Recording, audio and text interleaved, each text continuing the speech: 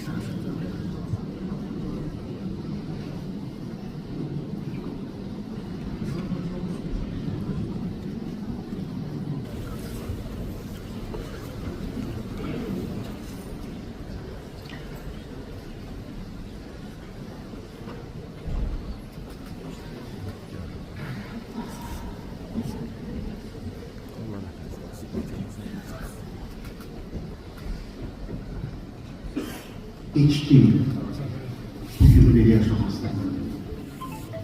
Hiç. İnanmıyorum. En dehşetli yukumuzda bu günleri tesellü edilir. Belki dümenki gün olmuyor. Belki bugünkü gün olmuyor.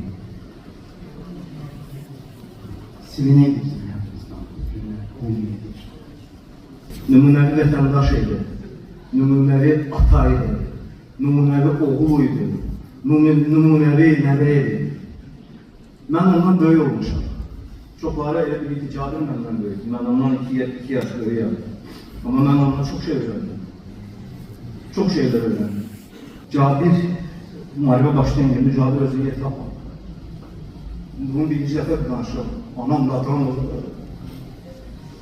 Gəldi dedi ki, mən ailemi sana tapışıram, ben gedirəm müharibəyə. Dedim Cabir, sen necə desən elədi. Getdi. Amma dövlətimiz dedi ki, hər sənin növbən gəlib çatmıyor Cabir. Sən gözləməlisin. Sonra ondan xəbərsiz mən də getdim. Amma o da heç bilmirəm. Çünki bilirdim ki, mənə nəsə olsa mütləq mənim ailəmə başlıq edəcək. Biz belə bölmüşdük. Yəni də təməlimiz Süleyman Əskər tərəfindən buyuruldu. Orada, Şuşada.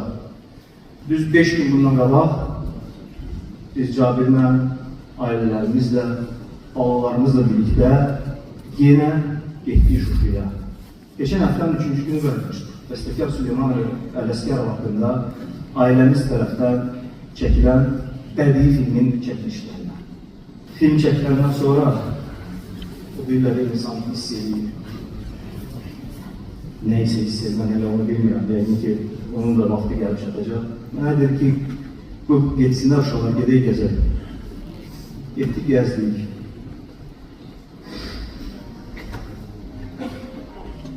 Son dəfə uşağımızı gəzdik.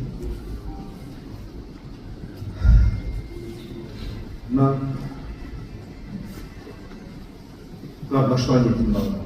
Deyirlər, atadan anana yetim qaldılar, valideynlər məndən cim istəyər. Mən qardaşlarımın aldım.